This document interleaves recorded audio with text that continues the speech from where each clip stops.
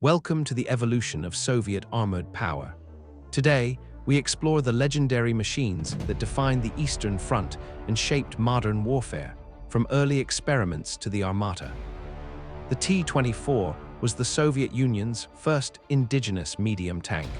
Though production was limited, it provided the essential design experience needed for the massive armored fleets to come. Based on the Vickers 6-ton, the T-26 became the most numerous tank of the 1930s. It served as the backbone of Soviet infantry support during the early stages of World War II. Built for speed and maneuverability, the BT series utilized the revolutionary Christie suspension. These cavalry tanks were designed to exploit breakthroughs and dominate the open steppes. The T-28 was a multi-turreted medium tank intended to crush enemy fortifications. Despite its complex design, it was one of the world's most capable breakthrough tanks of its era. A true land battleship, the T-35 featured 5 turrets and a massive profile. While mostly used for propaganda and parades, it symbolized the immense industrial ambition of the Soviet Union.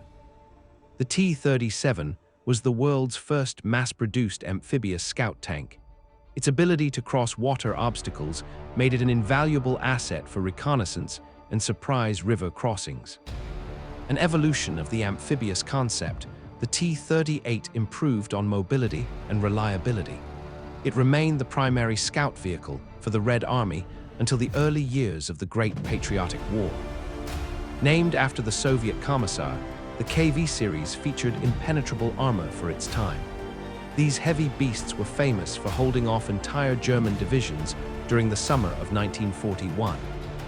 The T-34 revolutionized tank warfare with its combination of sloped armor, mobility, and firepower.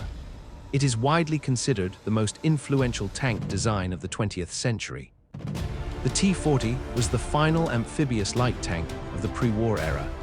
It bridged the gap between scout vehicles and the dedicated light tanks needed for the intensifying armored conflicts. The T-50 was a highly advanced light tank intended to replace the aging T-26. It featured excellent armor and speed, though its complexity limited mass production during the German invasion. Born from the desperation of 1941, the T-60 was a simplified, mass-producible scout tank. It filled the ranks when Soviet industry was pushed to the limit during the defense of Moscow. The T-70 became the most important Soviet light tank of the war. It was rugged, easy to build, and provided essential close-range support for infantry units across all fronts. Designed to destroy German Tigers and Panthers, the IS series carried a massive 122 gun. These heavy tanks led the final Soviet push all the way to the streets of Berlin. The T-54 and T-55 series became the most produced tanks in history. Their simple, effective design set the global standard for the main battle tank throughout the Cold War. A specialized amphibious light tank, the PT-76 was designed for rapid river crossings. It saw extensive service globally, proving the effectiveness of Soviet amphibious doctrine. The T-10 was the final Soviet heavy tank, a Cold War giant designed for breakthrough operations. It remained in service for decades, marking the end of the heavy tank era. The T-62 introduced the world's first smoothbore tank gun, firing APFSDS rounds. It was a major leap in anti-tank capability, keeping the Soviet Union ahead in the armored arms race. The T-64 was a highly advanced, secret design that pioneered the use of composite armor and automatic loaders. It was the elite choice for Soviet forces stationed in East Germany.